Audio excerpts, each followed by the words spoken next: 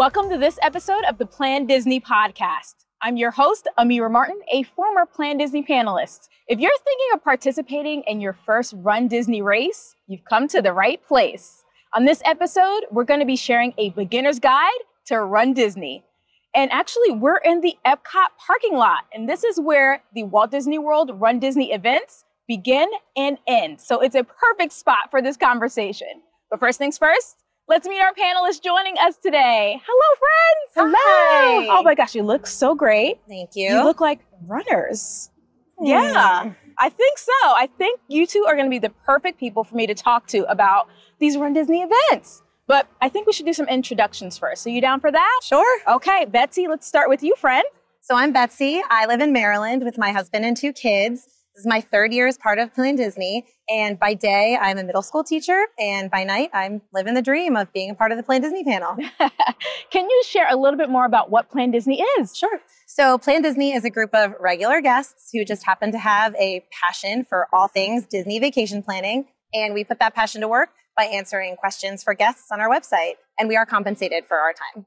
Perfect. And I have another friend. Hello, Melissa. How are you? Good to see you. I am Melissa. I am from Southern California, and I'm a Disneyland resort specialist. This is my very first year with planDisney, and I have a husband of 16 years and 3 kids, and I grew up going to Disneyland, and I love planDisney. Oh, goodness. Yeah. And you love runDisney, too. I love runDisney as well, yes. So let's hop right in. Can you give me an overview of what runDisney is? Absolutely. They are a series of events that take place in the theme parks, both in Walt Disney World and in Disneyland Resort. There are virtual events as well.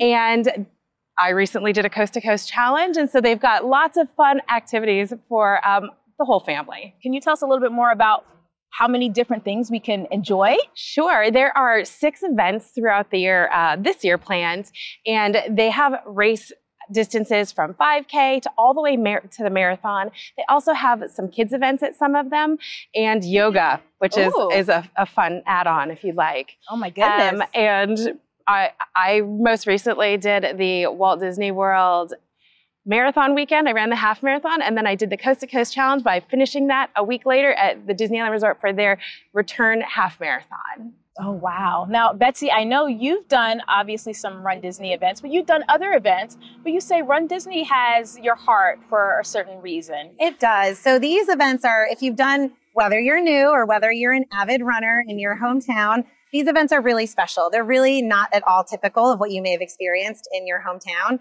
I love running in my city, and I love running in cities that are important to me. But what I love about runDisney is that I love running, I love Disney, and it's a way to combine both of those interests. And it's just really a different environment than you get in any other racing event. Absolutely. It combines like my love of Disney, my love of running. It is unlike anything. It's just so special. There's characters and, of course, the beautiful theme parks. It is just the best of all worlds. Oh, goodness. Okay. That sounds like fun. I have to admit, it really does. Now, let's talk a little bit more about what's actually offered, because I know we have some offerings at Walt Disney World, but we also have offerings at Disneyland. Can you tell us a little bit more about those? I love the variety of distances they offer. So again, if you're a little bit intimidated and you're like, I can't run a half marathon yet, they have the 5K and the 10K. They have a 10-miler, so you can work your way up that way. For me, my first race was the Disneyland half marathon, and it felt insurmountable. But there is nothing like finishing a Disney race, because the spectators are fantastic. The cast members are so supportive, and Mickey and Minnie are usually there, and it's just so much fun. And they've got 4 at Walt Disney World and 2 at Disneyland. Oh, and I'm looking forward to the Halloween half marathon at Disneyland. It's a very fun themed event. Yes, and then I think we have that one, but we also have one around the same time here at Walt Disney World? Yeah, so in the fall, there's the Wine and Dine half marathon weekend at Walt Disney World. So that one has a really fun theme. One of the best things about runDisney is that every event is themed, usually to a Disney character, and people really lean into those themes, and it makes it a lot more fun. I love following the social media for runDisney, because they'll do medal reveals, and so it gets you really, really excited and pumped up depending on the themes. runDisney also offers virtual events. Yes. My son and I did one last summer, the runDisney Disney 100 virtual series, and it's a great way to get the family involved. If I say to you right now that I think I'm ready to sign up, I'm not going to promise, but if I think I'm ready to sign up, I need some more details. Can you tell me, how do you register? How do you get ready for this? So you're going to want to check the runDisney website, follow runDisney on Instagram so you know exactly when registration will open on the specific date. It's usually in the morning. So get some coffee, like saddle up to your computer, just open one browser, and then you'll be placed in a virtual queue exactly when the registration begins. Okay. And you'll need a Disney account in order to register. And for each participant you're trying to register, you'll need their birthday, their emergency contact information, their shirt size, and their expected average pace in order to register. There are lots of options. So there's a dopey race during the Walt Disney World Marathon weekend, and that's running a 5K, 10K, half marathon, and marathon in 4 days. And so some people like to do that. That also can be the Goofy Challenge, which is just the half marathon and marathon. If you do a challenge, you get one medal for each race and then a challenge medal. I know, you come home with so much bling. Oh goodness, okay. But if you want to start with just one race, pick your race, focus on that. So another great tip for registration morning is to, carve out that chunk of time in your day so that you have a place to kind of sit and wait for your turn. For some people, they might get in 5 minutes. The last time I registered, it was about 45. And I was still able to get every race that I wanted. And so it was, and I just made sure that I had that time to just kind of sit with coffee and wait my turn. Okay, all right. So making an actual event before the event. Oh, I like that. All right. If we're headed to the parks for a runDisney event, how can we prepare for it? I recommend getting a training program. My husband and I both have very different running styles. He runs straight, like nonstop. I like to run, walk, run, more like the Jeff Galloway method. So find stuff. There's a lot of resources online. There are brand new books that this is the official guide to racing around the world. I got this at the Disneyland Half Marathon Expo. But something like this that kind of gives you like a guideline of like training, and find something that fits for you. Every race is not the same for me, but get out, make sure you prepare. The mental preparation is just as important as the physical preparation, and making sure that you believe in it, that you believe you can do it, because you can. Oh, I love that. And I know I could probably like motivate myself with like some music or things like that. And is that a big thing? I feel like that's a big runDisney thing. So again, like I said, these are not your typical, these are atypical races. Training is important, but for runDisney races, I like to really lean into the Disney theme. I like to add some songs to my training playlist, like too. Touch the Sky from Brave or Almost There from Princess and the Frog are good ones. I have the Moana, How Far I'll Go. Oh, that's a really I also have Hamilthon a lot of times. That's a good one too. Well, yeah. I mean, that's definitely a motivator. Yes. I also like to prepare my outfit, again, leaning into theme. Yes, okay. All of the races are themed to a specific character. So last year, the Princess Half Marathon was themed to Moana. And so my friend and I dressed as Hey Hey and Pua.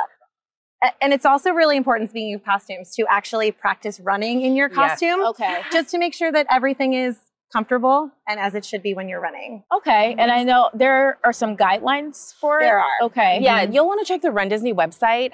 Things constantly change, and you want to make sure you have the most updated information. You don't want to get to the race and not be able to carry, one of your props. Oh my goodness. Yes, I definitely don't want that. Yes. Now, okay, so we covered costumes, we're getting ready. Now, are there kind of like back-end things we need to take care of? Or is there paperwork and things like that? Yes, there's a waiver that you'll need to sign before you go to the the expo to pick up your race packets. Okay. Everyone gets one, so even if I register my husband, he's got to go do his own waiver. Oh. And you just want that ready before you get to the Health and Fitness Expo. Once we've arrived at Walt Disney World or Disneyland for race weekend, what should we do first? So the first thing you're going to want to do is attend the Health and Fitness Expo, which at Walt Disney World is held at the ESPN Wide World of Sports. And there'll be transportation from your Walt Disney World Resort Hotel that will take you there. And usually, you have to pick up your own packet. No, you have to show ID. No one can pick up your packet for you, which, usually in my hometown, it's like a chore to go to an expo, but at the runDisney Health and Fitness Expo, it's really fun. There's runDisney merchandise, there are vendors, there's entertainment, there's characters. So it's really a fun thing to do. And I usually try to do that one day before my first race. Yeah. And then coming from the West Coast, especially if I'm coming to Florida, I always make sure to kind of build in a buffer because you don't want to miss picking up your bib. That would be like the worst possible scenario. Right. So make sure you get it. My husband and I like to take photos in front of the like backdrops with our bib number just for memories. And then from there, I usually have an early night the night before the race. So I like to eat about like 3:30, usually at Tony's in Magic Kingdom. And I always make sure to get my bib attached the night before. That's a big one. It is not something that I thought about, but thankfully my husband was a runner before I became one.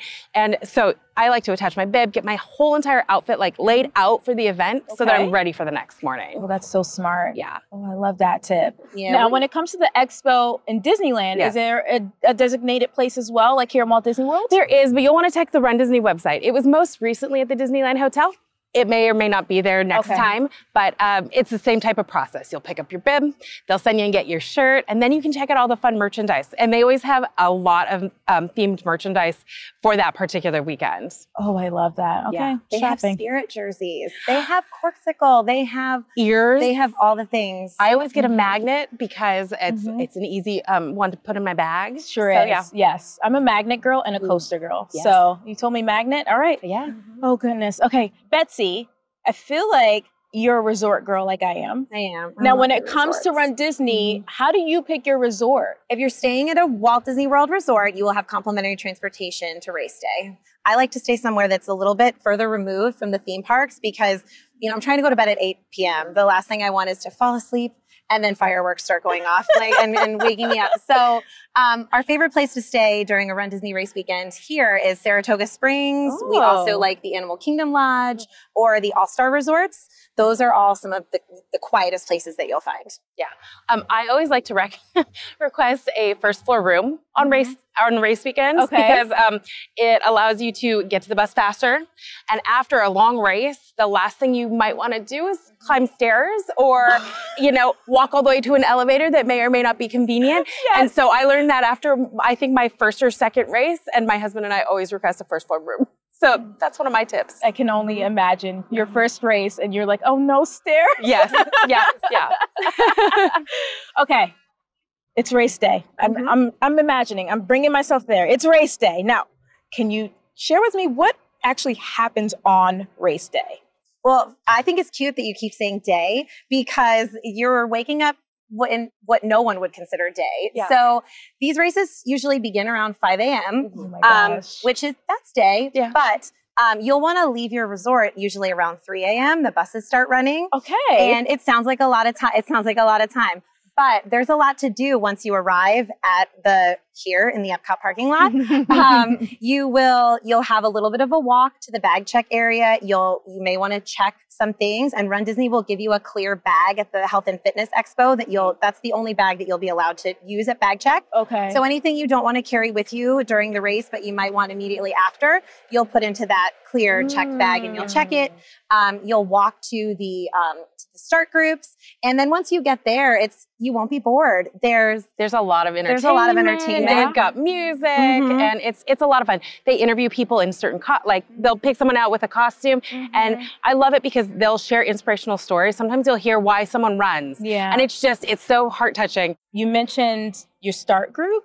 So you're going to your start group. Can you give us a little bit more detail about the start groups? Absolutely. So when you run a Disney race, you don't all start at the same time because there's thousands of people here. And so they give you a start group, and it corresponds generally to how fast you think you'll be finishing that race. Okay. So as a walk runner, I actually go a little bit slower than my husband, who tends to get one of the earlier start groups. It just means how they release you from the start line. The really awesome thing, though, is that every single start group and every single wave within that start group gets a really Disney send-off. So in Walt Disney World, that's fireworks. In Disneyland, there was a great countdown, and they count you off. The hosts are fantastic, and it makes sure to count you down and make you feel so special as you start that race. About your husband starting earlier than you. So if let's say you're running with a group and someone has a faster expected finish time, so they might end up in an earlier start group, but they would really rather run with the rest of the group, they're allowed to come back. But people with later start groups are not permitted to go forward. Okay. Yeah. Okay. So if you want to run as a group, you just go with the person who got the latest start group assignment. Okay. All right. I love that too. But if you just want to Run together. Be like a group. Yes. Group of girlfriends. Mhm. On a run. Okay. Okay. Now it's the moment we've all been working towards. It's send-off time. Now, what is it like to run a runDisney race?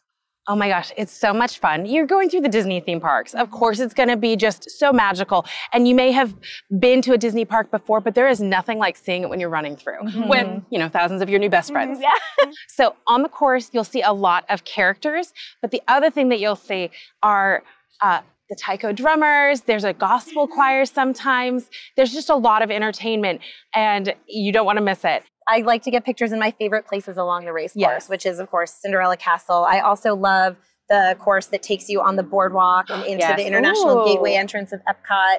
So those are great places for photos, too. Absolutely. Oh, goodness. The other thing I love about runDisney events is that they have medical tents available throughout the course if you need it. And it is just such a well supplied and supported event.